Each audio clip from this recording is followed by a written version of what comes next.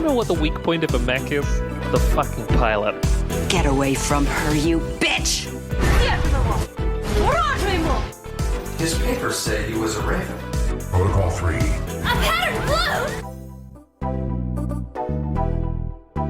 Welcome to On the Shoulders of Giants, a giant robot power hour discussing mechs across media, their stories, and why we love them. I'm Nico, and I'm joined by Alice. Chasing the ace? Is the ace a trans girl? Fuck. And Brian? Okay. I had one. Once again, Alice and I did this. Okay, I'm just gonna read mine. Finally, a reason to call mech pilots chasers. I'm glad that y'all had like one brain cell. We are the same person. Oh, this time around, we're discussing a card-based method of deciding whether or not to ever betray anyone in your life. Chasing the Ace by ZW Garth. Let's launch into it. Having fun isn't hard when you've got a library card. Having fun isn't hard when you've got a library card. Y'all, we're back to the TTRPG space. We rolling those dice. We're back. We're not rolling any We're dice, we're expressly actually not rolling a dice today. I don't think I understand what TTRPGs are, guys. TTRPGs are when you have dice. I love to go to the casino and play TTRPGs. me at the roulette table. Wow, guys, this TTRPG is pretty crunchy. I'm just imagining a bunch of like 1920s mafia goons just like role playing at the casino. As elves specifically. This time we are discussing an indie TTRPG called Chasing the Ace. So this was created in 2021 by ZW Garth. He is an indie TTRPG creator. You can find him at goblinidol.itch.io, which I think is just a good URL. That's great. He's a writer, he's a podcaster, he's done a couple of different podcasts, but I wanted to highlight him being part of the actual play duet TTRPG podcast Heart Points, where they played like 2-player games, which I think is a genre that like not a lot of people are. If you just come out of like D&D, you're not necessarily aware that there are solo and like 2-player TTRPGs out there, which can be quite fun. He's made other games including Boar Beasts on a Barbarous Planet, Cedar and Stone, and Hungry Gnolls Eat the Rich. An important lineup of beautiful games. This game is a variable length, and you can adjust it for a longer or shorter play session, which I like, based on where you put the Ace of Spades in the card deck. But it will typically take you a couple hours. The copy says like an hour, but it depends on if you're a yapper. It's a good thing none of us are yappers. We're not yappers. Nobody None of here. us are yappers. The PDF is just 12 pages, but it packs in a ton of like theming and rules and like interesting concepts, I think, in 12 pages. It has really good prompts. And it only costs $3 on itch. Like, I would definitely say pick this up. Yeah, you should pick this up. My thought on this is, because I just had this happen, I was at one of my indie game stores and they had some indie print little TTRPG books there. And I picked up one called like Space Pirate Lesbians because I know who I am. And I get it and I'm like, wow, this is great. I love the art. This is cool. And I get home and I flipped through it, but I flipped through like the inside and then like the front covers. And I was like, oh, cool. It looks like this is standalone because there's like no like, you need to buy this to play this on it. And I get home and I'm like, this doesn't make sense. And so I ask a friend and they're like, oh, yeah, this is actually like a spinoff of this other one. That's why it says this is a blank blank kind of game. And you need that to be able to understand the rules because the rules just aren't reprinted. And I'm like, there is nowhere here that said that. And that's annoying. All of that rant to say everything you need to play is in here, except for a deck of cards. It is, yeah. So this is in a lineage. So this is a Descended from the Queen game. And that means it was based on the system reference document for the Queen by Alex Roberts. Now, For the Queen is a game that I love. I love when it comes out at like story gaming nights. They pull it out. It had 2 printings. So it had a printing in 2019 and then it had a reprint in 2024, I think. And that is literally a deck with the prompts printed on the cards. And it also has like a little, the new edition has 24 of them, but it has like a little deck of like art cards. So you can kind of pick your queen that you're going to be following. It's really cool. It's all really cool art. It's a simple concept, but it is really fun and compelling. And it's a great way. It is, I think, a really great way to introduce people to this kind of storytelling. This is, I mean, if you're in the TTRPG space, especially if you've listened to like basically any, at this point, like any actual play, this game is like mech flavored, The Quiet Year or The Ground itself, basically. Yeah. So, For the Queen is in the lineage of The Quiet Year, which is, by Avery Alder, which is a game built around drawing playing cards tied to prompts. I saw this referred to as loaded questions, and I really like that because a lot of these questions are asked in a way that like already presumes a little bit about the answer in a way that is, I think, helpful for people who don't know what to do, who maybe like need a little nudge, but it's also interesting because it kind of says something about the setting. Like there's a prompt in this game that's like, what about your mech scares you? And that's just a really interesting approach. It forces you to complicate your character because you can have this concept where you're like, oh, I want to make, you know, the most competent, smart, like super cool guy ever. And then the question will be like, why, in what situation were you a slimy little bitch boy who fucked everything up and then ran away with your tail between your legs? And you're like, oh, well, fuck. Now I have to be like a real person who like did something bad once, you know? Slimy little guy. Yeah. By the way, what scares me about my mech? Pinch points. I do really like, so For the Queen as a starter game is like the original. You play courtiers to a queen and you have to decide whether or not you're going to defend her when she's attacked at the end of the game. These games from the jump, any Descended from the Queen game, typically is not going to just be about your characters. It's going to be about your characters in relationship to a specific person in a way that I think it was a really good genre call to make it about an ace pilot. I think it's a really cool approach to be like, I mean, you could have made this about like the leader of your country in a mech setting or whatever, but like that's not as compelling as like who is on your squad. I really like this approach because then the questions get to be like, what scares you about the enemy? What do you value? Whatever. But a lot of them are about your specific relationship to a person who has like authority over you in a way that I think is really compelling. It makes you question a lot of like your values, even though you just made up this guy. Because and it really in the mecha sphere, it's such a good like framework because I always think of Amuro wouldn't be as cool if Kai wasn't there calling him a piece of shit. Yes, it's not Kai's story, but like the squad around an ace is just as interesting and fertile of ground as the ace as a character. Yeah. And another thing that is kind of intrinsic to the setup of the game is that you kind of leave on a cliffhanger, which I think is fun. I think it's compelling ground to kind of leave it there. Part of the reason we're covering this, just to touch on that real quickly, is because I have played this with our dear friends, Senpai podcast, Follow the Leader. So I played this on a couple of episodes over there, and we're going to talk about that this episode as well.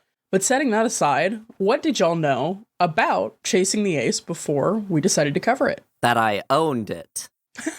Yeah. I did own a copy of this. And I knew you were going to be on our Senpai podcast. And I looked at it and I said, cool concept. And that's all I knew. Bri? I first heard about it when you went on Follow the Leader. I didn't listen to it until we listened to it for this. Mostly because I have you just hate been... me and you don't care about what I do, and you don't listen to women. The number one reason is that I don't listen to women, and I personally have a vendetta against Nico and any extracurricular activity she decides to do. Yeah. But the second extremely minor reason is that I have been hooked up to an IV tap of audiobooks, which has severely prohibited my podcast listening capability. Me and Brian are currently locked in a battle to the death to read as many books as we can this year. I checked yours and I was like, oh yeah, I'm behind now. So I picked up another You're book. behind? I didn't ever think I would ever be able to be half a pace with you. I'm trying to read every manga that has the setting of a villainous fiance to the crown prince who gets discarded by like another girl and has to like flee and do other stuff. Generally called villainous redemption arc. So you're manga. set for life, basically. There's so much of it. I'm trying to limit it genre specific to Yuri, and I cannot explain. Because it turns out that the villainess is always a good person inherently, and she's just been slandered. It's kind of Otome game-esque, you know? So I'm glad like that you have guys, I'm suffering, right? Yeah, like a real literary challenge this year. Yeah, I'm gonna write a 3-paragraph essay that describes every single one of these. I'll give a quick synopsis of how the game works, and by that I mean I'm gonna read the game page's description because ZW Garth wrote good copy. Sorry, you wrote good copy. Chasing the Ace is a GM-less card-based storytelling game of mecha drama. In it, players take on the role of a mecha squadron led by the legendary Ace. The Ace has led your squadron out of deadly situations more times than you can count. Together you saved thousands of lives over the course of the war you find yourselves in. But the Ace has confided in you a secret. At midnight tonight, they are going to steal their mecha. They have not told you why, but they have asked you to join them. With you, they say they stand a chance. You have until midnight to decide. Failure risks execution for treason. But do you even want to help them? Chasing the Ace is a descended from the Queen game for 3 to 5 players. To play it, you just need a deck of regular playing cards and this book. It is a game of interpersonal drama set amidst a war between a paramilitary organization, its mecha pilots, and monstrous beings that threaten the world. Together, you will define the war, the Ace, your characters over the course of play until you are finally faced with your decision. Each session takes about an hour to play. And with that, we're going to head to the break.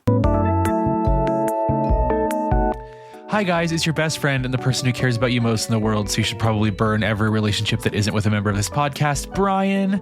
Got some announcements and reminders here for you all. First, as always, this is a podcast where we're talking about a lot of visual subject matter, so Alice spends a bunch of time every episode putting a bunch of pics up on the website at osgpod.com. Second, OSG has a Twitch at twitch.tv/OSG_pod. I stream every Sunday for the rest of the year. In the shell, I'll be doing Cyberpunk games. Third, OSG has a Ko-Fi. That's ko-fi.com/OSGpod. Literally nothing in this shit world costs $1 anymore, so you should give us your loose ones because we can do stuff like make ourselves sound better and do more extracurriculars with it. Also, we do give you a memorial hard stance every time you support us. I have one more thing to talk about, and then I'll release you, but you have to pay extra special attention here because it's really important and cool. We are about to enter a month of Big O coverage, and serendipitously, I also joined the Giant Robot FM zine team just as they announced their 5th zine on Big O2. Steven over at GRFM has graciously decided to extend an offer to OSG listeners only. Normally, you would have to be a patron at their $10 a month tier to receive a zine or pay $30 on their Ko-Fi shop. But you, listening to this right now, can get both their first zine on Big O Season 1 and the new zine that I did design and layout for $20. $20. I am wretched at math, but that is some percentage off of both of them, a kind of crazy percentage. So, yeah. So this is going to run from October 1st to October 31st, 2025 only for you all. And to make it work, you just head over to their Ko-Fi shop at ko-fi.com/giantrobotfm, all one word, and use the code OSGXGRFM, all one word, all caps. This is the only context OSG will ever advertise or partner with anything or anyone, so get them while they're hot. I promise you want the extreme multidimensional experience of listening to Big O coverage and reading these brilliant zines. Okay, again, OSGXGRFM at ko-fi.com/giantrobotfm. Do it now. Well, don't do it now. Do it starting the 1st. Okay, back to the show finally. You can tell me to shut up. I'm doing it. I'm shutting up right now. Right now, I'm shutting up. You can hear me shutting up right now.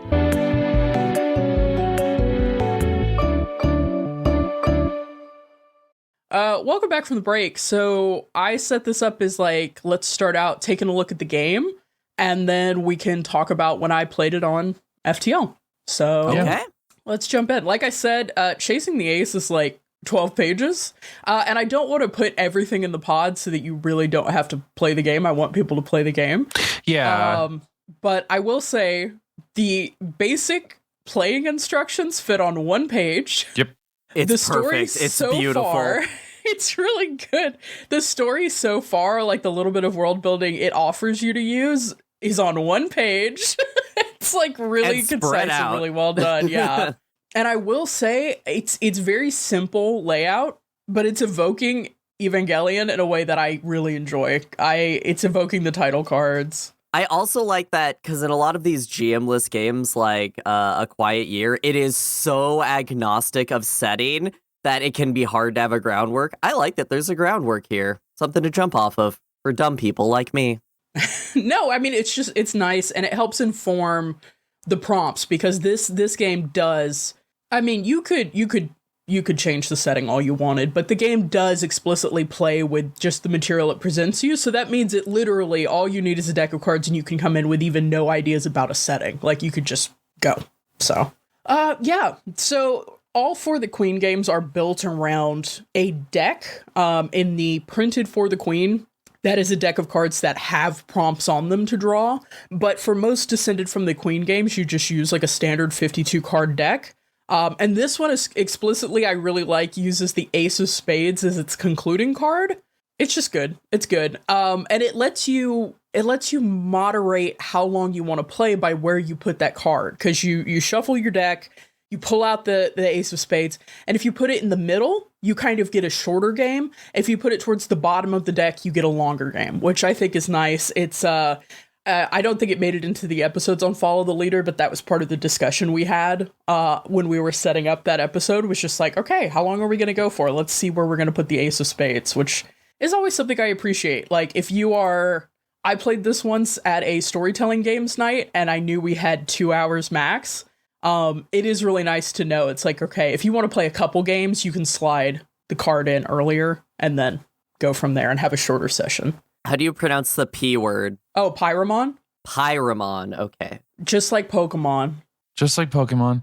People should listen to we'll talk about it in broad strokes, but I really think people should go listen to those Follow the Leader episodes. A, because they're really good. B, because if you want the other guest on that episode is a guy named Zach, and he has the coolest voice of anyone ever. Yeah, and it's really good. they had him read the world building page out loud. The story so far. For decades, humanity has been fighting a war of attrition against giant, monstrous enemies known as Nephilim. The Nephilim killed millions in their initial onslaught. From the destruction, a paramilitary organization called Pyramon rose. With advanced technology, Pyramon forged new weapons to fight back against the Nephilim, massive machines in the shape of mankind called Echion. We are Echion pilots in Pyramon's most decorated squadron, led by the greatest pilot of them all, the Ace. Mission after mission, the Ace has led us to victory. Together, we have saved countless lives and turned the tide of the war. But something has come over the Ace.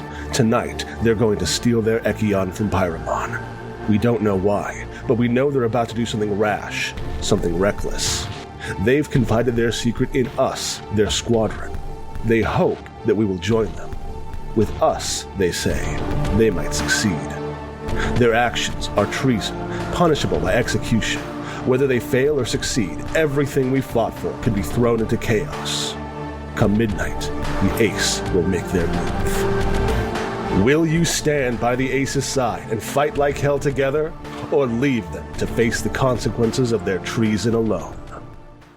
August threw some great music under it to like build the tension. It's Yep. like really, really well done. Yeah, Zach's voice is crazy, and he also just kind of knew how to pronounce all these different words and just went for it. And I was like, "Thank you, King. Thank you for saving me from trying to figure out how to pronounce this." Zach There are said, several times- actually, I have a PhD in Greek history. Hello? There are several times I stumble over my own character's name, which is just, yeah, you're crushing it. You always know you're crushing it if you're doing that. Classic me. Classic Nico, the one who can't pronounce things. You're so right, Alice. Thank you for pointing that out. I've never mispronunciated something in my life, you Philistine. Brian was taking a drink for that. Oh my god.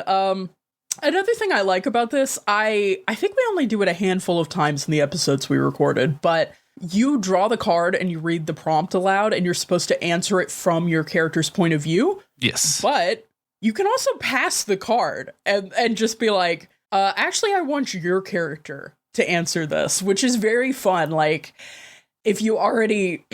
So when we were playing the game, we leaned a little bit into tropes. Like, I was the mechanic turned pilot, and Kato was the hothead. Zach's character, Kato, was the hothead. And August's character, Dex, was more like the reserved, like, by the book member of the squad. And so it was fun because if we got a question that seemed like, oh, this question feels like it was designed for Kato or for Dex or whatever, we'd just pass it, and it was really fun in that way. I will say the game doesn't really... We asked a lot of follow-up questions. We elaborated.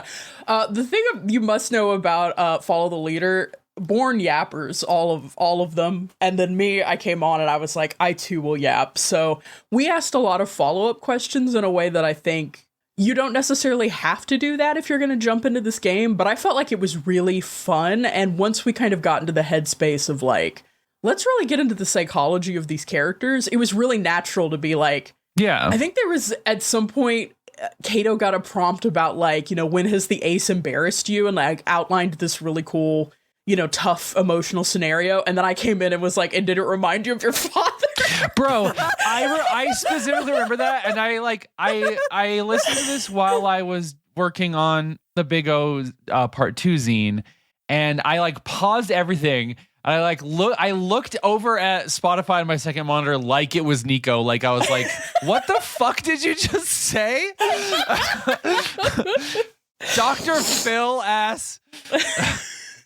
The ghost of Freud. I'm playing a TTRPG with Nico. Jesus will drop that. What the fuck are you here to do? Yeah. Weaponized violence. I'm here to ask you about your relationship to your father. I'm sure it was normal. I'm sure it was fine. Yeah. Sure. Every mech pilot, great relationship with their dad. Oh, since this is actually going to be the first OSU episode that comes out after that is formally announced, like probably millionth call on this show, you should subscribe to the Giant Robot FM Patreon. Because they do zines, like the zine that I'm for some reason going to hold up to the camera, even though this is not a visual medium. So beautiful. Wow. It's the G Savior zine. It's the G Savior zine. Actually, this cover art is probably their best cover art so far. It just fucking rules. Shout out to the artist of that. I don't have his name handy. It's Nanopocalypse. I think they're she, her. But yeah, she, her owns. The Big O Part 2 zine has been announced, and as of like 2 days ago, for some reason they wanted this to be a dramatic reveal, but I'm doing the design and layout on that zine. It's the crossover of the fucking century, Brian. It's the crossover of the century. I think it looks really fun and good, and you should go. And I also think the writing is good, which is probably the most important part. But yeah, you should. No, the writing doesn't matter. How does it look on the page? Yeah, let's check into it. Yeah. So yeah, that's just a thing. I do not have the pricing structure off the top of my head. I'm so sorry. You're gonna have to go and look at a website to get that information. Unfortunately, well, it's typically really affordable. It's their $10 a month Patreon tier. If you're subscribed at that tier, you will get a copy. I believe you can subscribe to the Patreon at the $10 a month tier and get a zine. You can also like a couple months after that they release on the Patreon, you can also buy them directly from Steven. So yeah, and they've had great zines on Armored Core, on Macross Plus. Like it's real fun. The visual of GRFM on one side and OSG on one side, and Brian on his hands and knees as we're both laughing as he does all of this labor for us. I love it. I was never laughing. I love Brian. doing free labor for my friends. I'm Ojo Sama laughing as Brian is doing free labor for me. Sorry, I figured I could do like a kind of extended plug on that because we're so light on today's subject material. But anyway. That's all right. No, we're all so excited about it.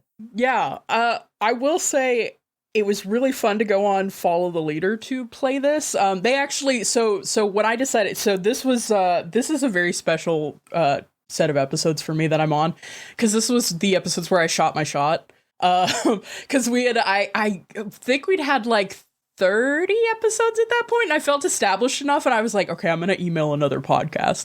At this point, contemporaneously, we have interviewed a ton of people. We have guested on other things, whatever. But this was one of the first things that I was like, hi, I'm from another podcast. Could I come on your podcast? And I shot my shot because I'd been following August for a really long time because of Friends at the Table fan fiction. So I was if you have a small project that includes content production and you want to collaborate, the lesson I've learned is that sending the email could not possibly harm you, and you would be shocked who responds to an email with yes. I will tease an interview that we have coming up that I'm extremely excited for that goes all the way back to like the roots. Yeah. I can't believe we got Shoji Kawamori like on the pod. Going back to the roots. Oh, he's not ready for the questions I'm about to ask. He's not ready. We're about to create a podcast that you could play over footage of like a ruined industrial center. Sadly, Hideo Kojima has not responded to our court inquiry for a judicial trial of his actions. Our subpoena to appear on a podcast. I'm excited for that future. The OSG country, what is it called again? Oh, it's Nippon. How could I forget? We have, of course. We have The Hague 2. So we're gonna be just the hammer from Heavenly Tyrant, though. Yeah. Oh man, but yeah, no. So this was one I sent them an email. I was like, "Hey, can I come on your podcast to play a game?" And everyone was lovely and was like, "Yeah, obviously. What do you want to play?" And I went, "Oh Jesus Christ, I hadn't even thought of this." And so I went through, as Alice alluded to. This is another one of those games. Basically, if you have supported a cause for social justice in like the last 10 years of atrocities, you probably own this one. I went through my catalog of games I owned for Mech stuff that was GM-less, and like I was going through and I realized it's like, I love Descended from the Queen games. I was like, we got to play this one. And they brought their A game. And it was a lot of fun. Those are excellent episodes. I've at this point listened to a lot of Follow the Leader. All of I've never heard an episode that is bad, but this is some peak Follow the Leader in my opinion. I'm glad we were on one. Yeah, but the episodes I'm on for this one that we play this game are episode 93.1, Grind the Clutch to Hell, and episode 93.2, Manufactured Sainthood. Those are wonderful episodes in my opinion.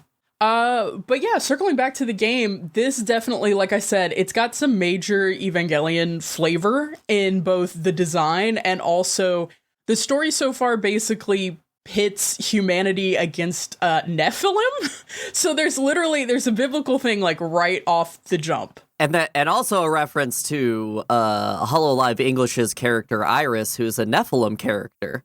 Yeah, I think that's exactly what they were referencing. They definitely went HoloLive and then the Bible. That was the Me too, honestly. VTuber from Bible? VTuber from Bible? VTuber from Bible. Jesus is a VTuber. Is the burning bush not the first VTuber in this essay? I hate you. What was that fucking sentence? While we're doing like promo zone and talking about other podcasts, just a quick reminder, all three of us were also on Follow the Leader again very recently, playing a different RPG called Spectres of Brock, and you should also check those episodes out. Mm-hmm. I mean, if nothing else, it indicates how rich the space is for mech-themed TTRPGs. I've had in my head for a while, like, throwing together a little mini episode with like small ones like Echo and I think it's one Lonely Night in the Mech Bay or whatever, and like there's a couple of different ones that I have. Firebrands. Firebrands. Yeah, there's a whole this bunch one probably of could really have gotten there. Yeah. There's a whole bunch of really good ones that are just like small, easy to pick up, easy to play. But I will say it is rewarding if you have a regular role-playing group that you like enjoy playing with and they're good storytellers. For the Queen games are really fun to bring to that because you will get people asking you like loaded follow-up questions and like answering in really like emotionally honest ways, which is really cool. I would also say because this game is so it's a mecha game, but it's so mech agnostic. Like you can just say whatever the fuck you want about your mech. I would also say that I feel like it would slot perfectly into an existing campaign. Like if you're playing a beam saber thing and you like stumble upon this like story beat where it's like, oh, actually this could be, we could I am always advocating for, in your tabletop campaign, zooming out, abstracting events, and playing a different system for like 3 sessions. It hits basically every time. Yeah. So this would also slot really well into one of those. It definitely breaks up any kind of stagnation you have. Yeah. And this is a really, like you were saying, like, I think this is a really good moment. If your characters have just learned like a really compelling secret or something, this game is all about the tension that comes from deciding what to do about something. And like, it would be a perfect like mid-season break. Even if you're not doing a podcast, like if you're just doing this with your friends, this is a perfect kind of game to bring in and be like, okay, let's swap things up. We've got a big reveal. Let's decide what to do. So I think when I think of TTRPGs, I think I always think of the player who's just getting into them, because there's a gap. I feel a perceived gap between people who are comfortable playing TTRPGs and can ask loaded questions, and people are just getting in. In one of my groups that I'm playing, I'm with 2 people who have never played TTRPGs before, and something I found that's really good as a dungeon master and as a fellow player is to just ask questions of your fellow characters, because there's an assumption when you join a table that you need to be hidden and careful about your character. But if you're playing with people who are astute enough to not pull outside information into the character's interiority, just asking questions is a great way to like talk through issues. I forget where I heard this, but it was like one of those like shitty little TED Talks from like a writer or something, where it was like, fuck writers. If I want to feel like I understand characters in a world, I'll just lay on the floor and have my friends ask me questions, and I'll answer them or come up with answers to see and as you do that, you flesh out this idea and thing. And those follow-up questions take this game from like did you ever have an embarrassing moment with the ace? Yeah, he caught me in the toilet. Okay, next card. Like, it's those extra questions. Yeah, he caught me in the toilet. Willingness. And did that make you think of your dad? And it's funny because, like again, like the follow-up questions aren't necessarily built into the game, but it depends on the crowd you're playing with. Like, they feel very natural to ask and to elaborate and to kind of get different views on it. And I think you should. Well, I liked Alice. I liked your point about like the assumptions that newer TTRPG players bring to the table. I think another one of those is that you should have everything figured out. You absolutely do not need to have anything figured out. I've been playing tabletop role-playing games for 10 years, and I still come to a table and have to ask how to roll 1 dice. It is everyone. No one knows shit about shit. That's why the SRD is there.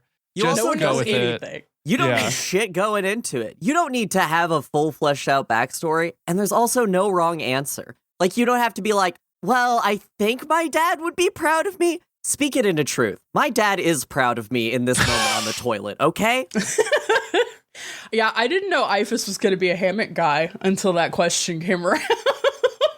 Which is maybe it's my so favorite crazy. character trait. That's one of those things where it's like now, we thought we had the full picture of this character, but actually now there's no way we imagine him without a hammock. And it's something that, so think of it like reading in a book. Like, you can read a character and their interiority gives them flesh, but what does the world see of them, right? Like, so like you see a rogue in your game. I won't know that rogue really loves cats until we have a scene where they're petting cats, right? Like, that person, that arbiter of that character's truth might be like, yeah, in my heart of hearts, I know that they're a cat person and not a dog person. But we don't see that on screen until, they're jumping on a roof because a dog is chasing them, Yeah.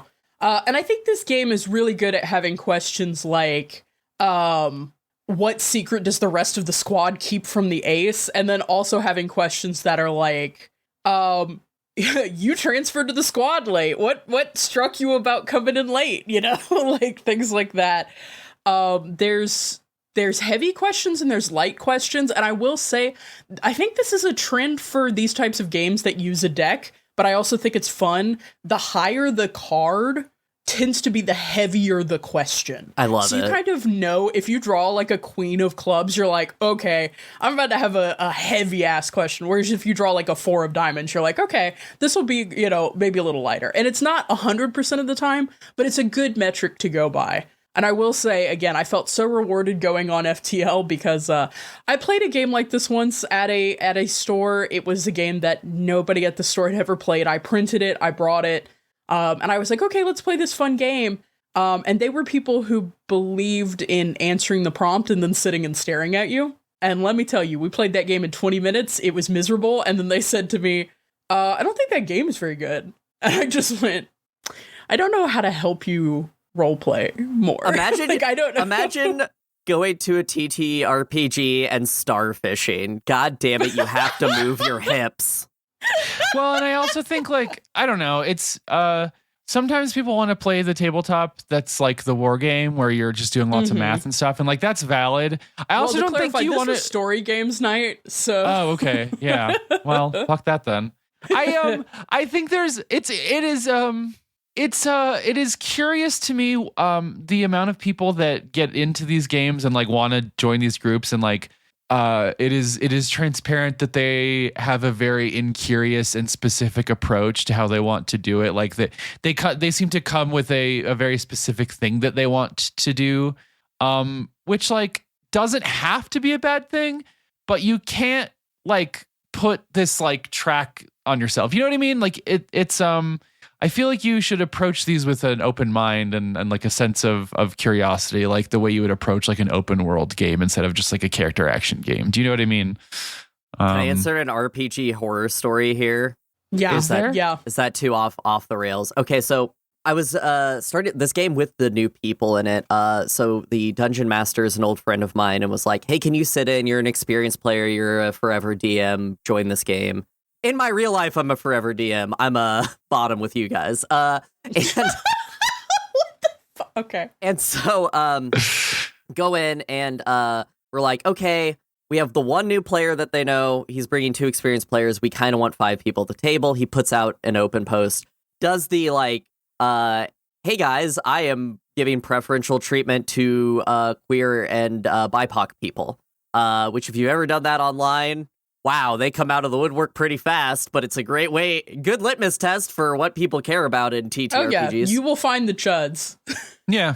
So we eventually, 2 people join and we have a session 0 and we're sitting there and it's like everybody there, like one player had brought a character concept, but the rest of us are going to kind of pull it together then. And one of the people at the table was like really cagey about, they're like, well, I'm not sure. I have a couple of different characters I could play, this and that. And I'm like, well, my pitch was to play whatever, and eventually we get like the lay of the land of the characters. And this person is like, they're they, them, and they're like, I'll either play this ranger who's like an introvert and doesn't talk to people and lives in a shack in the woods and is kind of Timothy McVeigh, or I could play this wizard that's kind of boring. And at this point, we had no arcane users, so it was like, well, this is D&D, so you kind of do need everything in a party. And they're like, and I'm like, look, I don't really care. I'll play the wizard. And like, okay, I'm gonna play this elusive like ranger who's just out there doing their own thing. And so we're like, okay, well, one of the other things we're doing is we're doing bonds. So like, how does your character know each other? We need at least 2. First thing this person says is like, I don't know if I can have 2, maybe 1. Like, I feel like my character wouldn't have bonds. And it's like, at that moment, like me and my friend both looked at each other and we talked about it immediately after. Like, how do you come so rigid to one of these things? Like, you don't know what everyone else is doing coming into this. You don't need to be set in your ways. And it's that same mindset. Going in with like an expectation of not doing extra or not going crazy in these is also a way to set yourself up for failure. So that's my TTRPG horror story. We kicked him out right after session 0. Yeah, I mean, it is not, it seems like there's a line between coming to a party-based game with a character that doesn't want to interact with other people. That can be like interesting, but then you have to be willing to say that that is something they have to grow out of, because otherwise, why are you doing this with anyone else? Yeah, there are, as I mentioned, solo TTRPGs. Yeah. Anyway, chasing the ace. I don't know. We kind of that's it. No, so there's one thing I do. So I don't want to talk in depth about the episodes you were on. I do want to say two things, which is I love that you all leaned into the Greek mythology of it all. It was I love when you're at a table and everybody kind of can get the same notes to pull from. And Mecha's a great genre for that, because you can like pull from many different things. Like even if you're playing a mecha game with other people who've ever interacted with mecha, they usually have the same touchstones. Like we can all go, yeah, Evangelion, yeah, giant spheroids in the sky. That's cool.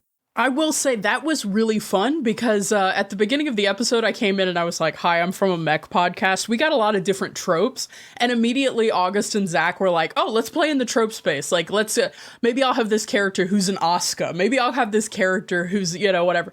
And then, subverting that or going with it or bringing in other tropes was really fun and easy to do. It was almost like having a shared language. I love that about, I think if our podcast gets at anything, it's about using the shared language of the concept of mechs across different mediums and like seeing what it can do for you and playing with what it can do for you. And I really hadn't felt that more than when I went onto this podcast and I was like, okay, let's build a world, build an ace, make characters, make mecha, do all this stuff. And it was very easy because we all kind of had that shared language of like, well, what does a mech conflict look like? What does a pilot look like? What does a pilot not look like? We were able to really just go. Yeah. And then the other thing in this episode, you talked about the On the Shoulders of Giants podcast, a podcast that's near and dear to me. And you said that on it, you and your friends talk about missiles and missile swarms and bursts of missiles and talk about them. I want us to have a dedicated segment where we talk about these. So guys, when missiles get fired from mechs, do you prefer if what's the visibility? Do you like a pop open? Do you like a slide open? Do you like just an always visible? What about missiles on mechs do you enjoy? Alice hears me say some shit on podcasts is like, I'm gonna manifest it now. Oh, yeah.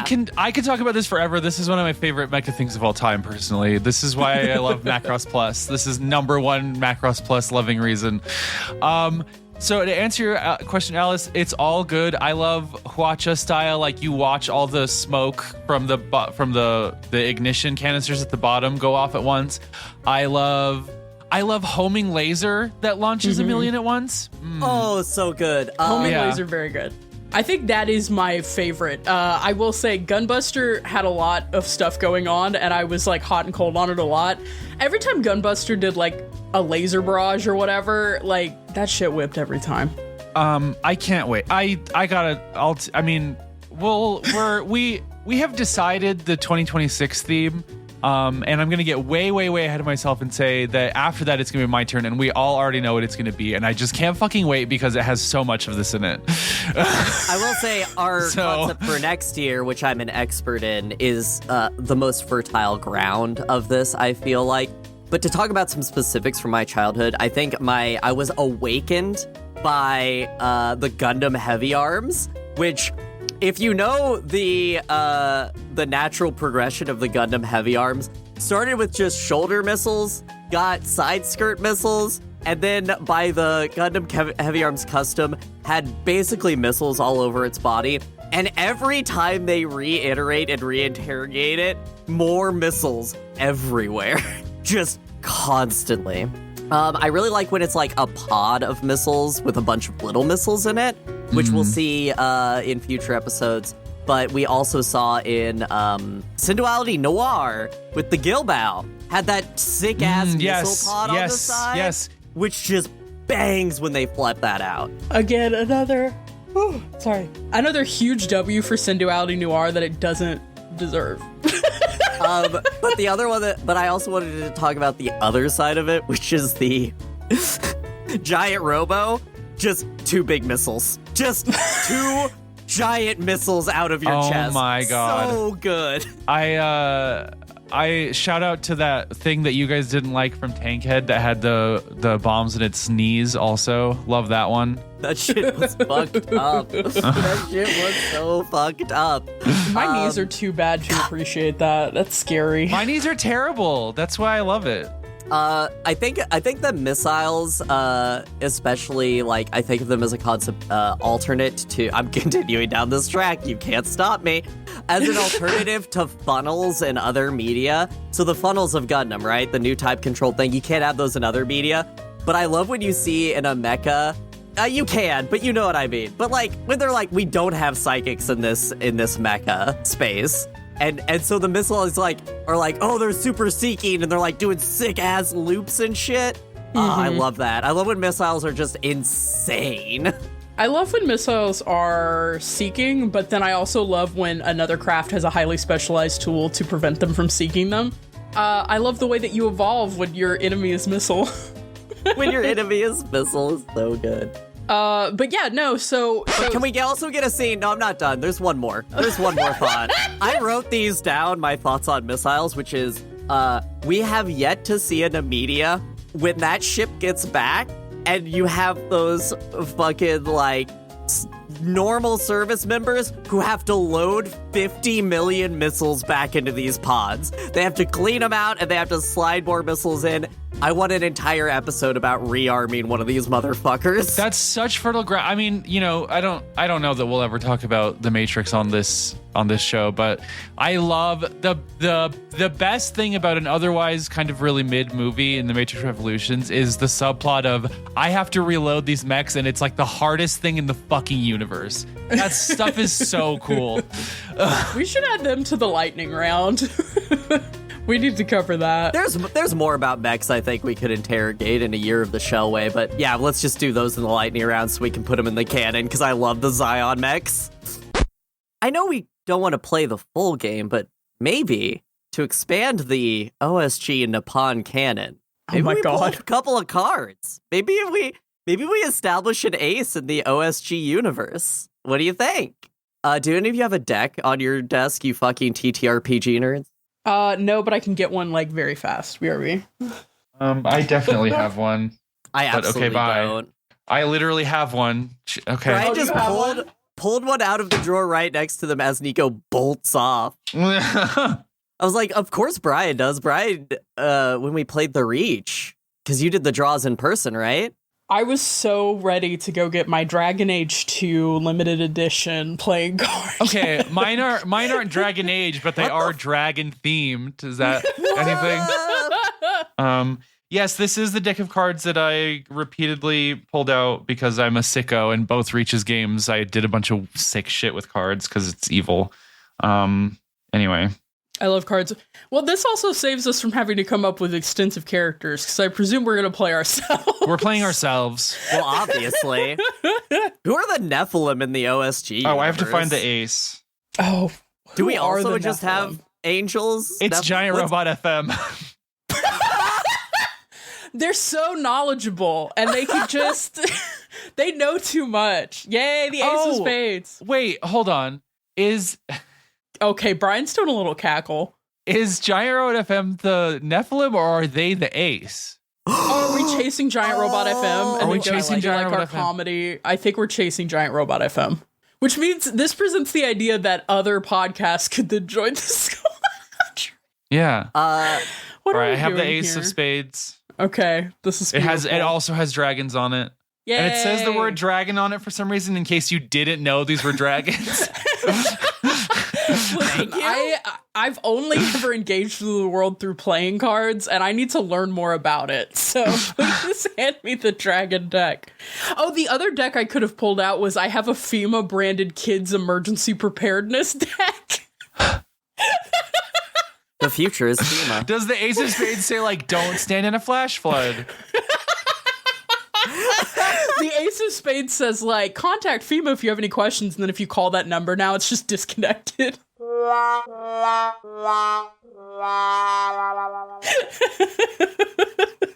There's just a recording that says, pull yourself up by your bootstraps, kid. Do we want to just do each of us draws a card and then we can say that it's the ace after that, like this, or what's I vote 3 rounds. Okay. Threes. It's dangerous. Fuck it. Why not? We can 2, edit. 3, 4, 5. And we can do my stupid game at the end because it's not very long. Yeah, I love a stupid game.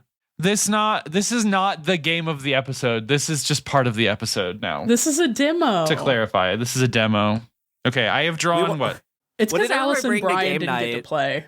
I've drawn 9 cards, and then the 10th one is the ace. So we're manipulating things a little bit, but it's the demo. But That's why it's the What's demo. the decoration on that ace? Oh, it's a dragon again, by the way. Couldn't tell. Alice is learning words as we go. Editor note, Brian, take a photo specifically of that card you so we can put holding it in the up the episode. I need people to no, see that I just as the also- word dragon. I want to add to the reason we're playing this. It's because Alice and Brian got so sad that I played this without them that they cried 1 million tears and the world was flooded. And that's the 1 million apocalyptic world tears! we live now. Wow, Waterworld. I do constantly want to play with our friends, so Yeah. All right, motherfuckers. We are chasing the collective giant robot FM Ace. So In we're the glorious chasing. nation of We're Nippon. chasing. So okay, this is the setup. We're Okay. in Darling in the Franxx universe, which means that the cockpit is there's a bottom pilot and a top pilot. This is real. There's a bottom pilot and a top pilot.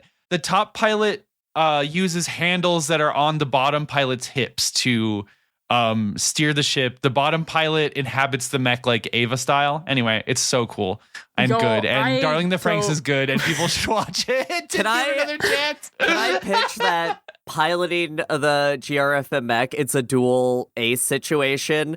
But Yes, this is what I'm instead of, saying. But instead of it being us trying to decide Steven and PMC's position in the Darling and the Franxx cockpit, it's them at any GRFM state of the machine where they're just in 2 chairs next to each other, just kind of vibing. You know, Why are we doing this? love you, Steven. Love you, These are PMC. respected colleagues. Our senpai. Anyway, so we're chasing the ace. What if I killed myself on air? Alice, you're going first because it's alphabetical. Hell yeah. 8 of clubs. This one didn't have a dragon on it. I'm fucking pissed. Everyone believes you're weak, but the ace makes you feel strong. Why? So I think in the OSG universe, when we're piloting our separate mechs, I'm in one of those, like, if you ever played Lancer, like personal sized mechs, like a Caliban, like I'm obviously smaller than everybody else on the field, and A like goblin. yeah. And so I think there's a perception that I'm not contributing to the overall fight against the Nephilim, but I feel like after each sortie, like I imagine PMC and Steven in separate instances come by and just give me a little check-in. I feel like they're like PMC seems like he's gonna throw me a protein shake that I'm gonna catch, and then Steven's gonna walk by and throw me a branded towel that has Dorothy from Big O on it, because I just feel like that's something Steven would have to wipe the sweat off my brow. And there's no like talking about it, but they just like acknowledge me. And I think that's it. And I just like, I have that like longing look like, Senpai, I knew I should follow you. That's my answer. This is incredibly cursed. Okay. I want to issue an official apology. Brian, I need to say to you right now, you don't get to say this is cursed when you introduced Darling and the Franxx to this. It was a normal weird thing where we were chasing the ace, which was a different podcast, and then you made it even weirder. And now it's my turn. No, I'm kidding. No, it's alphabetical. It's my turn. It's Brian's turn. Okay. I got the King of Hearts. Oh, fuck.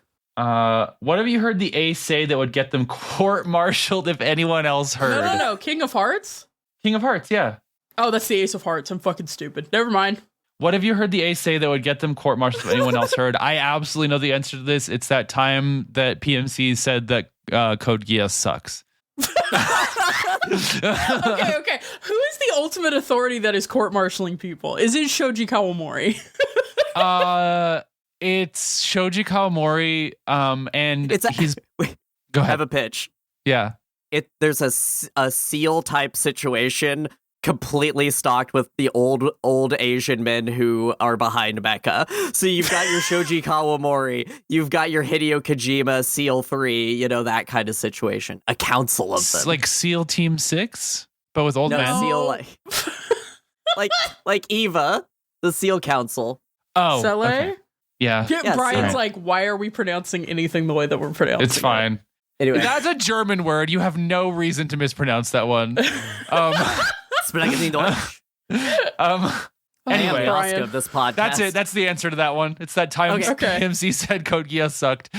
I have to ask a loaded question. Okay. How did that make you think about your father?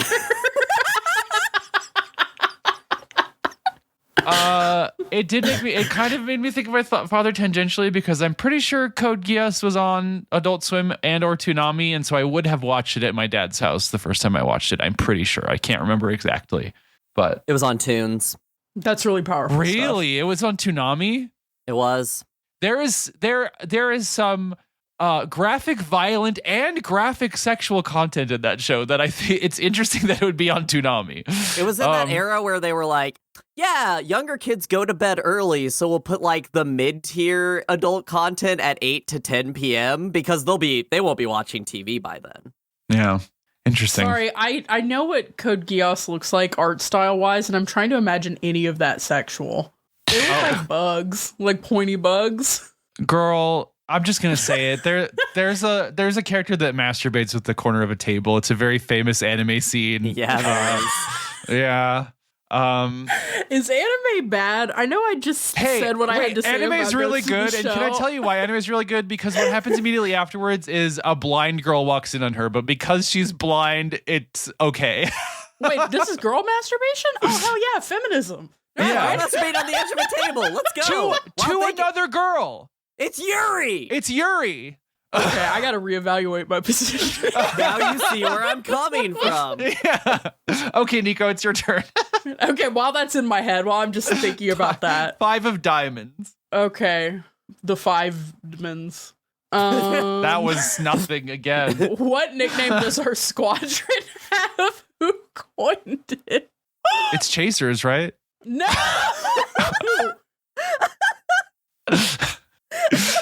This should have been a drunk episode. We're so awful. It's so back. I'm glad we're really demonstrating the power and the beauty of this game so that we can really move units for ZW Garth on this game. Go buy this game for $3. By the way, itch.io will automatically put the minimum payment at $5. You should just pay $5 for it, by the way. Yeah, you Worth might as it. well. You should just pay $5. You should pay $15, actually. Honestly. What nickname does our squadron have? Well, obviously we're OSG pod, but our squadron that also PMC is in, and presumably also FTL, I'm sorry. Also, I think we are the Yappers.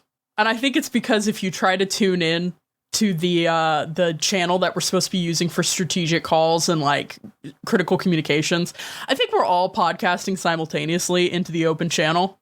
It's unlistenable. Also, there's a dangerous So thing that good. happens when, especially when Alice and I go on Giant Robot FM without Nico, which is we absolutely destroy those boys' trains of thought every 3 seconds. There is no stretch of time where we're on topic for more than 5 minutes. So I think the I will Yappers say- is pretty good. Weaponized.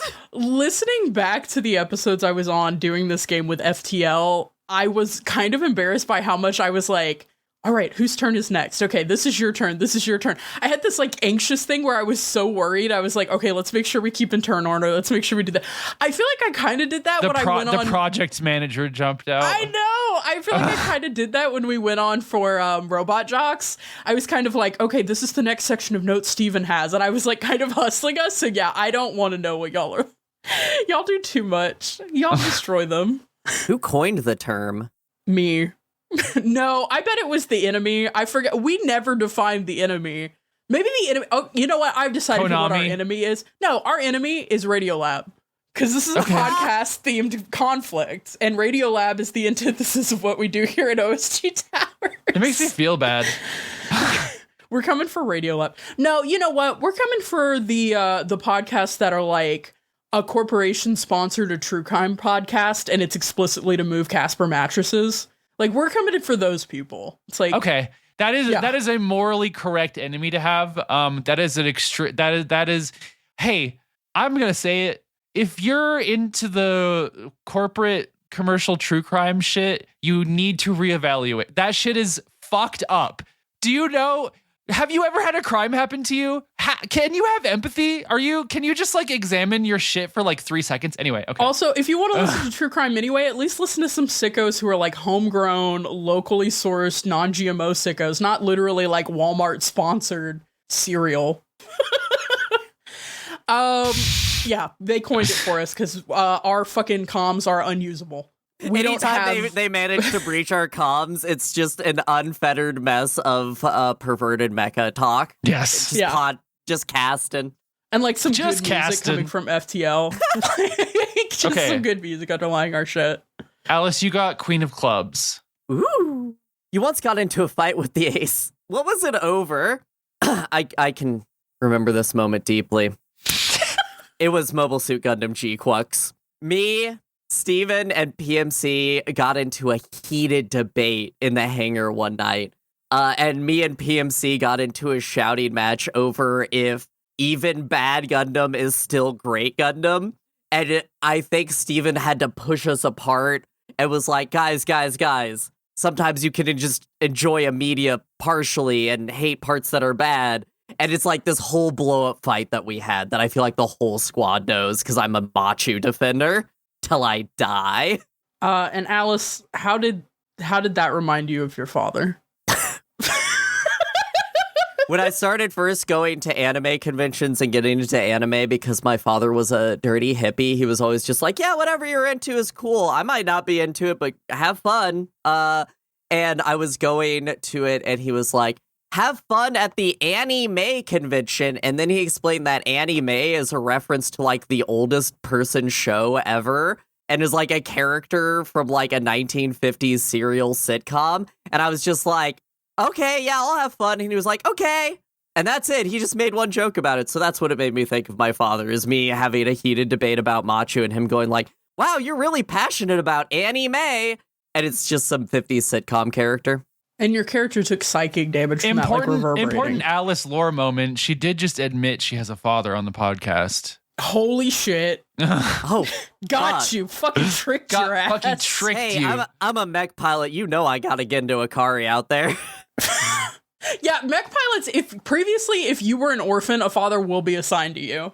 Like or a father aligned character looking at you, which from Mercury. I'm a father aligned character. It's your turn. Gale. Gale, Price of Smiles. Kill Princess Smiles, Two of my Diamonds. father. What frightens you most about the Echion U pilot? Ooh. We haven't talked about our robot. Yeah. What frightens me most about it? For listeners, there was a brief period of time. I mean, I still have the sketches. I should finish it. There was a brief period of time where I was literally designing a mech that we hypothetically got used and then turned into a podcast studio. Because I've thought about asking a couple economy is going. artists for a commission on one. Not that would override yours, but just for a different vision. But yeah, I don't know. What is our...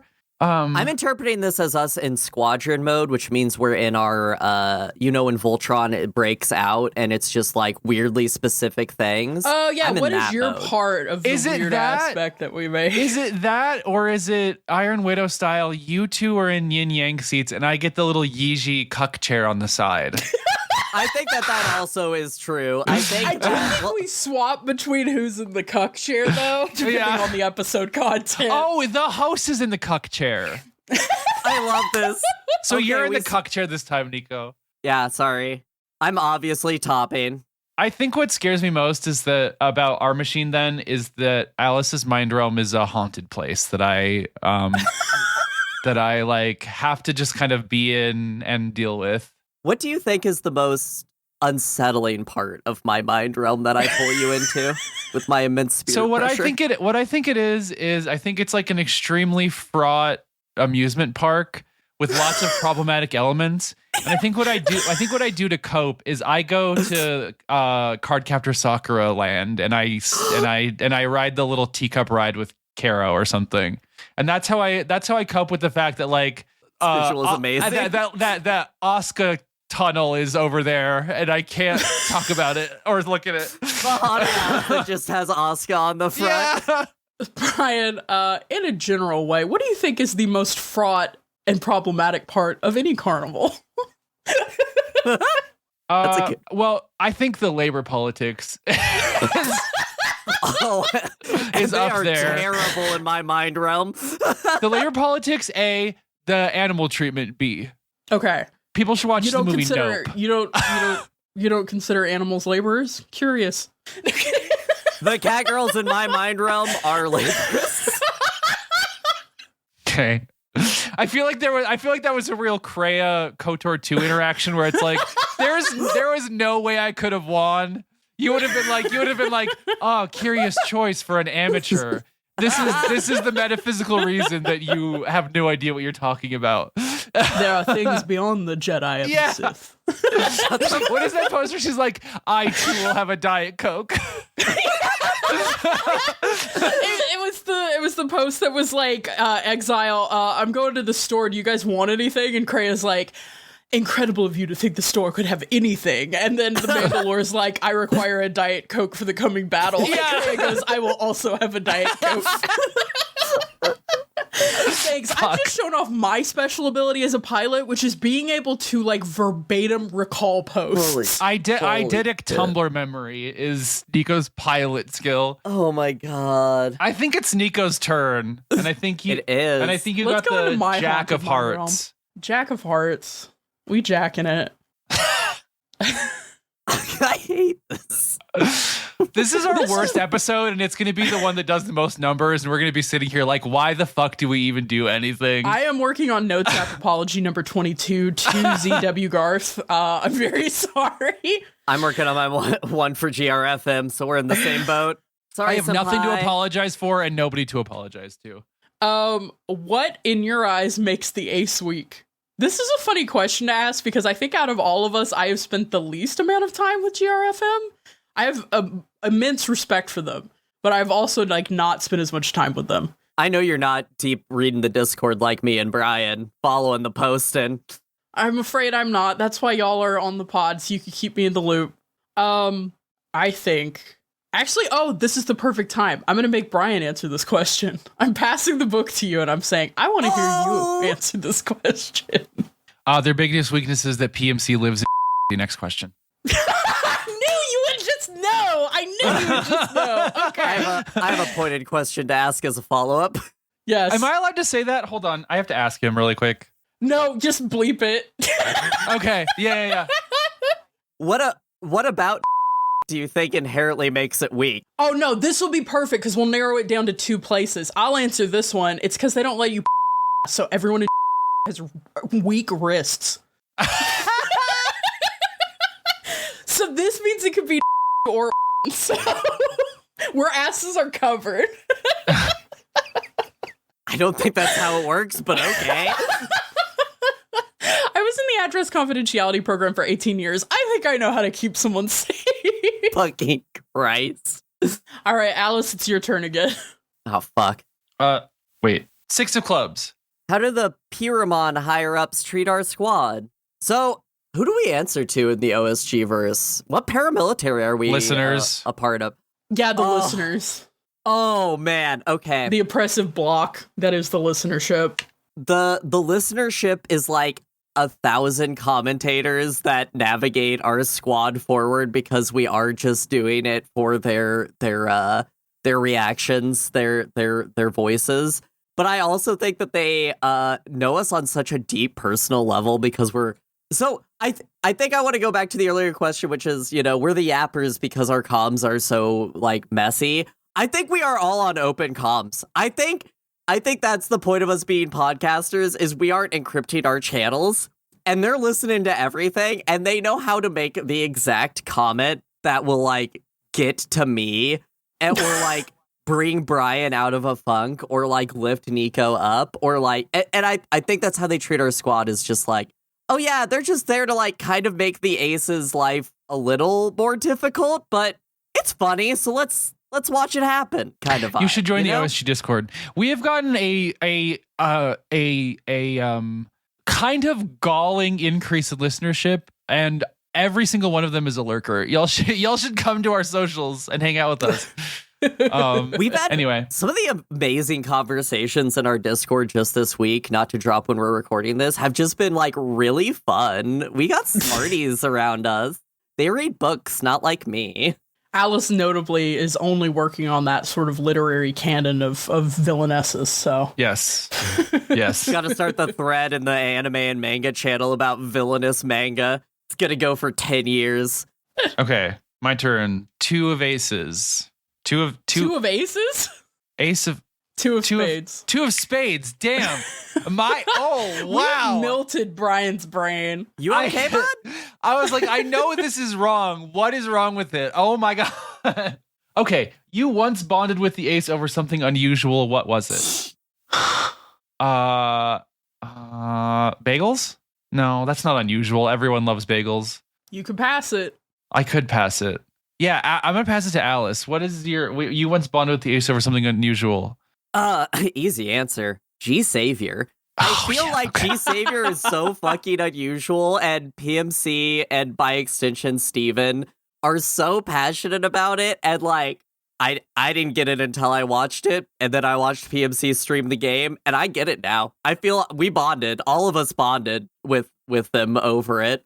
Yeah, I don't know what the exact order of operations was. I remember we had them on at one point, and then you said like the next Gundam thing we were going to cover was G Savior. And I think PMC had played the game at that point, but maybe not watched the film. I couldn't remember, but anyway. They both watched it long before we ever talked. It was I actually, for some reason I do specifically remember this. It was that we were having a conversation about how we only wanted to cover weird janky Gundam side projects, and both of them were like, well, let me tell you about a feature film.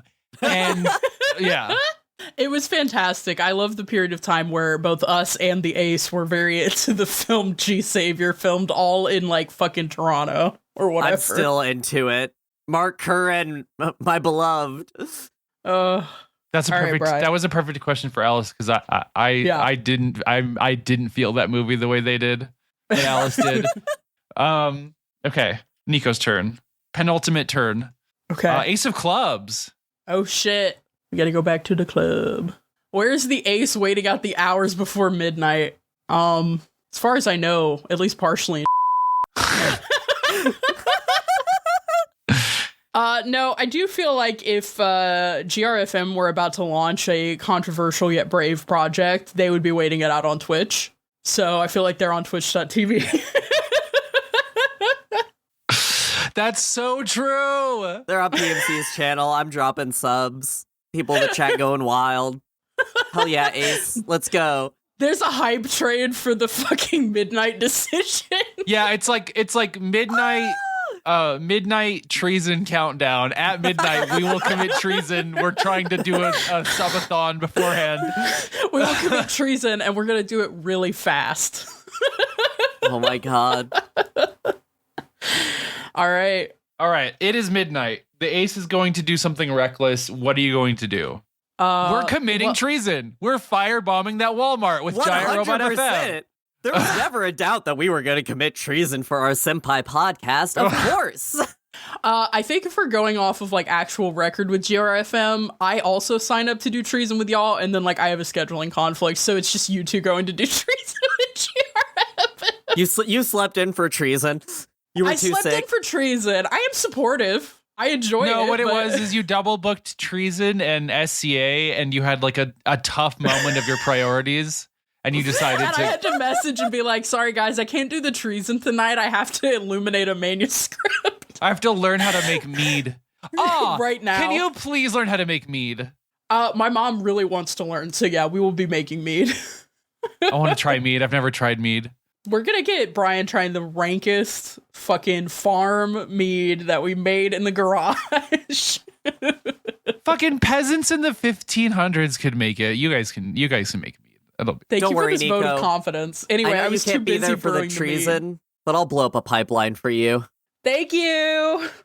I'm running. I'm late to the treason. I have Andreas Mom's How to Blow Up a Pipeline clenched in my mouth like a piece of toast, and I'm running, but I'm not gonna make it.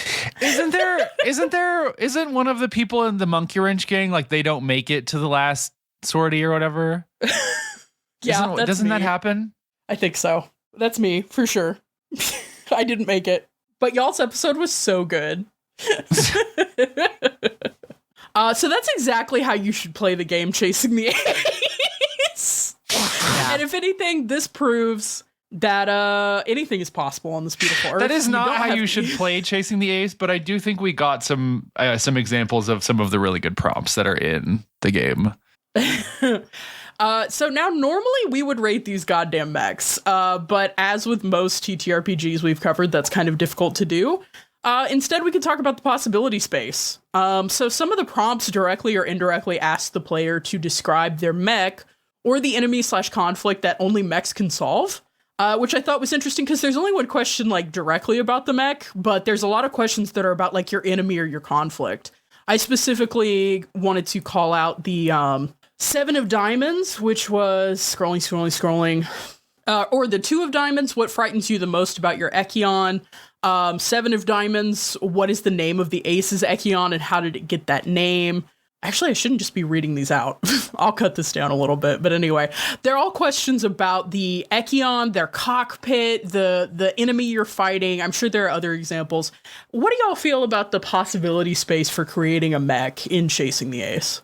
I think mechs are cool because they are a way you engage with the world around you. They are a piece between you and the outside world. And that scales. We talk a lot about meat mechs and stuff, but like you could even lean into this in a Strike Witches way, where it's like your cockpit could just be you strapping engines to your legs. That's a cockpit, baby. Yeah, I think that's what Mecha Musume is, right? Yes, correct. Strike Witches is Mecha Musume, correct. Bri, what do you think about the possibility space here? I think depending on your goals with this game, the thing is it's so broad it's almost pointless to talk about in the sense that it's like if you wanted to do something really specific with a mech and like have a very specific mech that does very specific things to and with you and your experience of the world, you can. If you want to slot this into an existing campaign where everyone's already built, like, say, a Beam Saber mech, which Beam Saber is a game that has you actually make a mech that has consistent rules in the game. This game doesn't have any of that. So it's really compatible with other games like that. Mm-hmm. But if you're someone who wants that experience and is just playing this game, you're not going to get it basically in any way.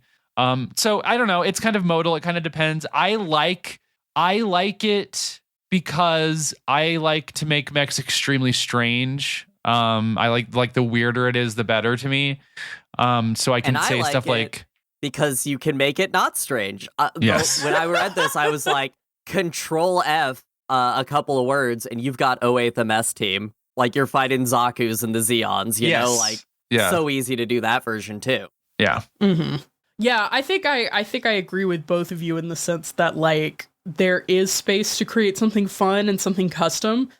It is light on that, but I think that's the thing in the DNA of Descended from the Queen games is a focus on a central leadership figure, and everything else that you add to that, whether you're a courtier in the For the Queen game or whether you're a pilot on the squad in Chasing the Ace, is almost accessory to your relationship with the central figure.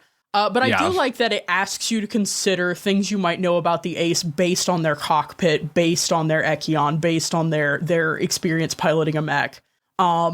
I think that's a lot of fruitful ground we played with on FTL, like talking about what does it look like when the pilot suit is damaged? What does it look like when you get a glimpse of something? Like, I think that is really fun in terms of the possibility space, but otherwise it's kind of down to you and your follow-up questions, how much you get of it. So if you're like a big mech person and you're really wanting to talk about the machines, this one may not be for you, but if you're really interested in kind of the dynamics, as Alice might put it, the Top Gun of it all, this is probably a good one. You could literally play this game about Tom Cruise. I wouldn't, but you could.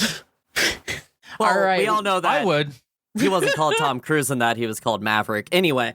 No, it's called Top Gun Tom Cruise. Thank you. Thank you. With that, we are going to go to the break. And after the break, we are going to play a different, much shorter game called This TTRPG Stuff is Easy as Shit. And answer a little letter, and we're going to wrap up.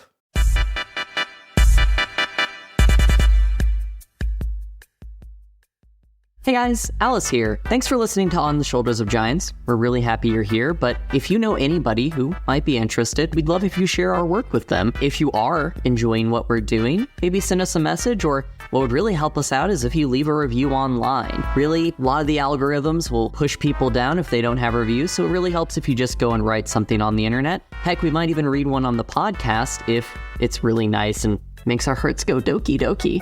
So if you could do that, maybe do it, and thanks again for listening. Now, back to the show.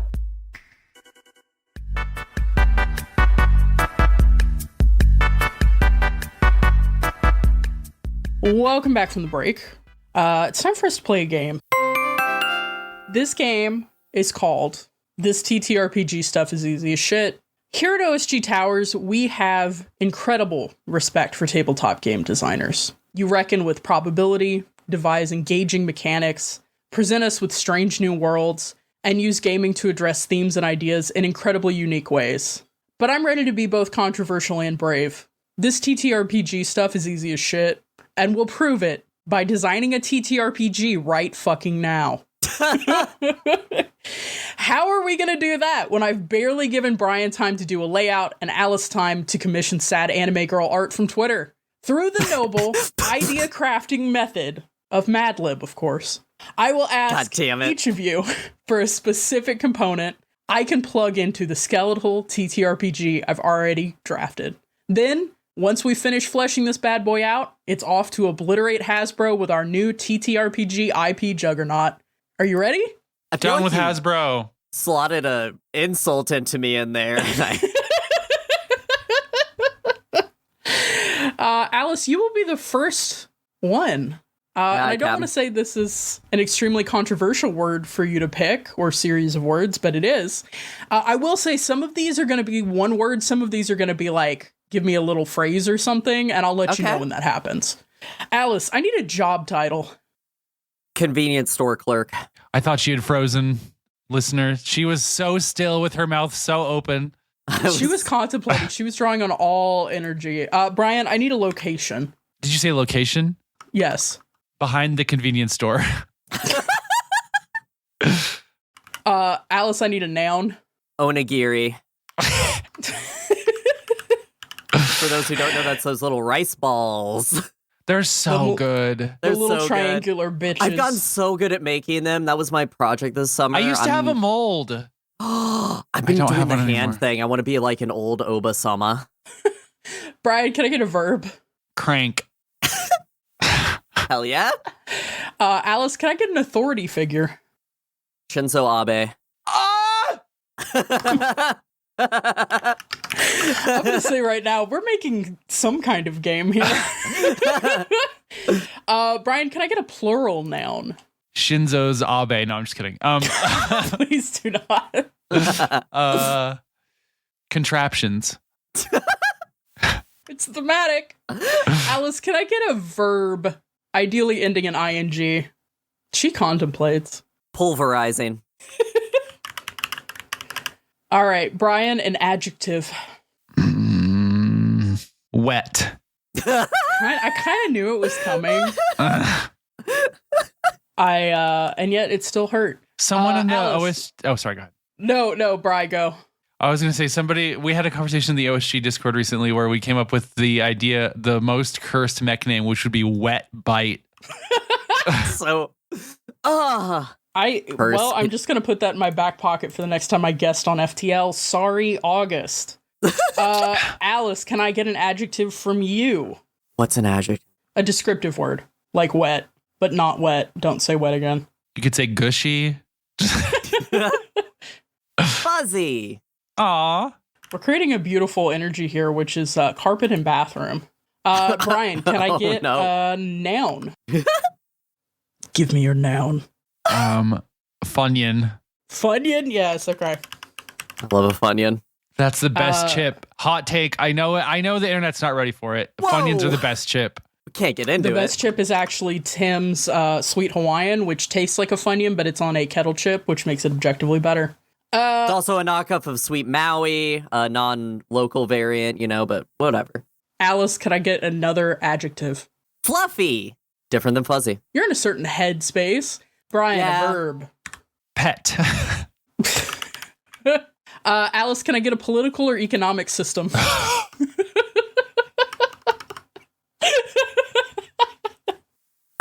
It's got to be communism, baby. Fantastic. Brian, can I get a job title from you? Prime Minister. This is, yeah, all right. Alice, I need another adjective. Dead. We're really bringing some energy. All right, Brian, can I get an ideal? Hold on, I'm trying to think of something sufficiently Metal Gear. Thank you. Thank you. Patriotism. Your Liza Page. Hold on, sorry. Channeling, There's a channeling the memory of the boss for OSG Year 3. Do it I for do her. think this is deathly misunderstanding the legacy of the boss, what we're making right now. Nope. Can't misinterpret it. Nope. Soldiers Without Borders. Oh my god. Okay, Alice, can I get an ideal from you? Always be there for your friends. Why did you retch at that? And Brian, can I get a noun? Cockpit. Powerful. These are trying to read by your reactions how wild How these are. fucked we are, yeah. Yeah. This is... all right, Alice, another adjective. Moist. Great. Feel like we haven't put that in here yet. Can I get a type of organization? Type of organization. Military? Yes, that works. I think I gotta put some capital letters on that, actually. Now that you've said that specific word. All right, Alice, can I get a personal trait? Clumsy. All right, Brian, a verb. Crush. Hell yeah. Alice, a noun. I'm so afraid. This is so long. Oh, we're just on paragraph 2, don't worry. Body pile. I had to think Brian? because like pile of body is 2 words, so I had to be like body pile. Brian, can I get an adjective? Slimy. Yeah, it tracks. Alice, can I get a number? Jesus. Please say it. 69. Yes! Nice. Brian, can I also get a number? 420. Nice. This is Nice. If I had known there were 2 numbers, you know what 2 numbers I would have picked, right? Well, Alice, fuck you. There's a third number. Give me another number. 911. Colloquially, Cool. 911. Oh my god. Okay, and Brian, can I get a verb? Kiss. Aww. Aww. I don't think I want to play this game with you guys anymore. Alice, can I get a noun? Oh my god, this is I don't want deranged. one. I don't want one, but can I get one? This is great. Wife. Brian, can I get an adjective? Yellow. That's the way you said that. Alice, can I get a bad experience? Hey Alice, hey Alice, real quick, can I have a bad experience? Rhetorical question. I've already been on this podcast. Watch Price of Smiles. Putting on a sock and only realizing as you put it on that the bottom of it is wet. or just damp from the dryer not doing a good job. Yeah. Okay, Brian, can I get a good experience? Listening to On the Shoulders of Giants, a giant robot power hour discussing Mechs across media, their stories and why we love them, and you have to put that whole thing. Yeah, that's right. Listening on the shoulders of giants. Furiously typing. Robot power hour. I only type with 3 fingers of each hand. I'm so I like fucked. that. I would have just said it and would not write it out because I keep it in my memory, Okay, I'm just gonna put a ... Okay, we're getting close to the end here now. Alice, can I get a noun? Cat girl. Brian, can I get a verb? Lick. Alice, can I get another noun? Chainsaw dick. Based on robot jocks. Soil is just dirt. Crash and burn. This one hurts. This one hurts. Brian, can I get an adjective? Sweaty. That feels right. Alice, number? 1. Objectively the funniest number you could have chosen there. Thank you. Brian, adjective. Clean. Alice, can I get a synonym for friend? Companion? Perfect. Brian, can I get a location? Outer heaven. Hell yeah. Alice, a number? Jesus, it's still going. We've got like 4 left. 2. Okay. Brian, a number? 3. Alice, a noun. It is funny how a Mad Lib will make you forget every word you've ever heard in your life. I've never heard of a word in my life. Robot. Brian, a verb? Poke. And Alice, our last one, a number. 4. Fantastic. All right, y'all. Are you ready to hear about this beautiful new TTRPG we've designed together At one today? point, Alice and I just counted to 4. I'm so ready. This design shit is so easy. You go to itch.io. You open a listing. It says the following. Convenience store clerks behind the convenience store onigiri is a crank-light Shinzo Abe-less TTRPG about contraptions and pulverizing. Wait, hold on. I gotta live in that one for a second. Give us that one more time, I'm begging. Oh, yeah. You're reviewing it. Like, you're taking another look at that listing. Convenience store clerks behind the convenience store onigiri is a crank-light Shinzo Abe-less TTRPG about contraptions and pulverizing. You know we have to make this now, right? You're gonna see if you want to as I continue to read the next 3 paragraphs. Players face a wet world challenged by fuzzy funyuns, fluffy pets, and communism. They take on the role of prime ministers. A dead figure in this world. Who fights for soldiers without borders, always being there for your friends, and sweet, sweet cockpits. However, prime ministers are opposed by the moist military, who constantly cause players to question their character's clumsiness. Convenience store clerks behind the convenience store onigiri uses the crushed by the body pile system, a slimy mechanic that has players roll 69 420-sided dice to take action.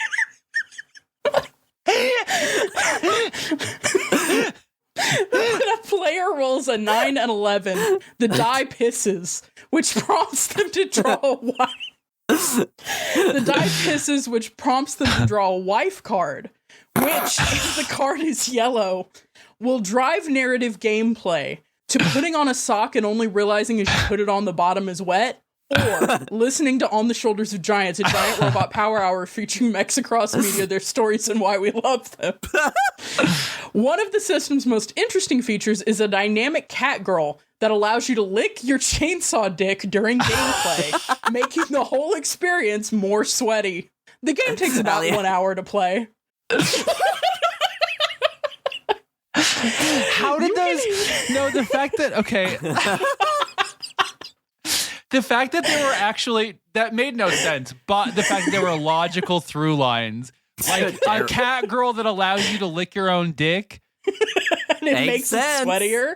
And a Shinzo Abe-less game where prime ministers are a dead profession. Under communism. It's so under perfect, communism. Yeah. Threatened by a moist military. Last paragraph here. You can hear this game on the Clean Play podcast, Companions in Outer Heaven. They rated it 2 out of 3 robots. When you're ready to poke in, you can buy the game for only $4. And that's our creation. This TTRPG shit easy as hell. Catch us next time there's an atrocity. We'll be in the bundle. Companions of Outer Haven is a great actual play podcast. Love listening to them. I am imagining Ocelot fucking Kazuhiro Miller and the boss, Big Boss, just sitting around. Companions in Outer Haven is the actual play podcast where you take a bunch of games and force them into a Metal Gear context. It would work terribly well. It would work so well. Well, look out for convenience store clerks behind the convenience store onigiri launching soon. Really, really pleased to be part of the lineage of the crushed by the body pile system. We'll be on itch. With that, that's the end of our game. Let's go to our letter. So I have a little letter here. We have a flash transmission. Somehow they broke through the dense noise of our open comms where everyone is simultaneously podcasting, and we're able to convey a letter during a sublime, like an amen break of silence. And the letter is as follows. It says, "Hi, OSG Pod. I'm an ace who is planning a midnight mission. Somehow my loyal squadron got word of it, and things got a little out of hand. See, they think I'm going to be stealing my mech to set off on a verboten mission that will turn the tide of the existential conflict we're all embroiled in. I'm actually stealing my mech because the dining room of the closest Jack in the Box to base is closed and they don't let you order from the drive-thru without a vehicle. How do I de-escalate the expectations of this mission? Quell the rumors from this height of drama? Or am I gonna have to buy Jack in the Box for like 6 people? Thanks, Ace. Parentheses, does not want to be chased." First of all, I just gotta say, I love the situation of your question, because the detail that you omitted is that you're the one that told them about this. B, I think the answer is pretty fucking obvious. If you're in a mech squadron and you get Jack in the Box, you should get some for everybody. That's just how you should do it. I will take a taco. I think Jack in the Box has wretched tacos, but I want to eat one, so. I think you have to start seeding this early. So like early in the evening, you're like, base food sucks. You know, I really hate all the food we have on the carrier. You know, like, you'd think we could every now and then just really let go and like, go out and eat something just real bad for us, The dining right? room is so specialized. They only know how to make pho. If only there were a place we could go where they did everything, but like kind of bad, but they did everything. What if there was a place that they had mini tacos, which are actually just a cord tortilla wrapped around what is legally meat and deep fried? What if they had Oreo shakes? and get side conversations with some of your pilots. So like you're helping one like attune their chairs, and you like lean in and you're like, this really makes me crave for like a Lipton iced tea chaser to a smoky barbecue bacon burger. But we only have pho on base. If only there were a place where you could go and you could close your eyes and someone would feed you a bite of a taco and a bite of an egg roll and you genuinely wouldn't know which one was which. If only there was a place that also kind of made some decent churros. You should put like a little Jack in the Box keychain in your cockpit, kind of hanging there, and keep like accidentally hitting it so that people are like, "What's that?" And you're like, "Just reminds me of a different time, different place." Time when you could go at 2 a.m. and get Jack. That Kim Kardashian meme, I'm dropping hints that I want to go to Jack in the Box. I want to go to Jack in the Box. Jack. I like that Jack from the Jack in the Box, and then you have Carl's Jr. Hardy's Ocelot over there who can't decide which side he's on. But that's a tangent. Anyway, so I seed it, and like, you know when like you're sitting there and you really don't want to cook dinner, but you can't decide, but you're like, we really shouldn't go out another night this week. So you kind of like meander on and you're like, I'm a little too busy. And then by then it's like 9 p.m. and you're like, you know what? I mean, like, we really don't have time to cook or sit down for a meal. What's open? Jack in the Box. Oh, but the lobby's closed. Gotta take the mech out. Darn. I am just picturing like a bunch of like Zaku's or whatever curled into the fetal position. There's wheels on the bottom for some reason. They're just quietly scooting through the drive-thru. What I will say to our ace is that, listen, you're locked in and you have a reputation to uphold, and there's kind of only one way to do it. You have to have a series of fraught, emotionally charged conversations with your pilots that reveal to you what their order will be at Jack in the Box. So you're going to take them to Jack in the Box, and they're going to be underwhelmed. They're going to be like, really? We were just going to Jack in the Box? But when you perfectly order exactly what they would have gotten at Jack in the Box, they'll remember that there's a reason you're the ace. Wow. Right? That's beautiful. I'm crying. Oh, well, with that, that's this episode of On the Shoulders of Giants, where we discuss chasing the ace. Any parting thoughts, gang? I'm an ace. You can chase me. I just want to say that if you're someone who's like, oh my God, I want to play a tabletop role-playing game, but I'm intimidated and I don't want to be embarrassed in front of strangers, play something light and easy like this that doesn't have to be super formal, where you can just speak in super high abstracts. Like, one of the things about this game that's really good, I think, for beginners is that you don't have to have dialogue. I think being in character and doing dialogue is something that's kind of, it's a very cold pool that you kind of have to toe in or either toe in or jump in completely. Yeah, or poke in. Or poke in. Or poke in. Yeah, correct. Sorry. I also, that is another reason to join the OSG Discord. It's been a strange phenomenon. Literally like 6 or 7 people have played their first tabletop game and talked about it on the OSG Discord as having been part of the community there.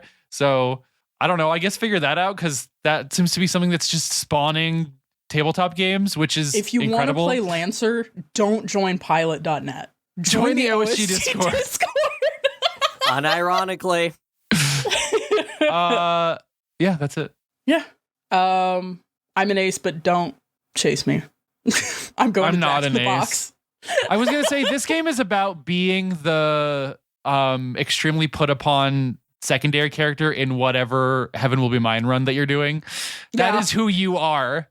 Yeah, you definitely are. You are whoever Shar Aznabal is going to discard for his ultimate goal, and it feels great. You're probably a woman, statistically. Yeah. Statistically. Get your gender That's the trans. OSG hard stance. Statistically, you're probably a woman. Just apply that however you will. Unless you're not. Thanks for listening.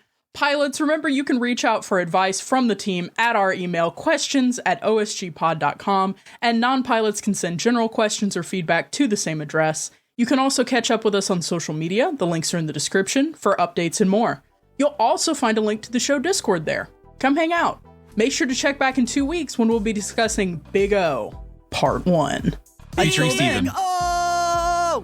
Goodbye. I love you. Goodbye. I love you. It's showtime.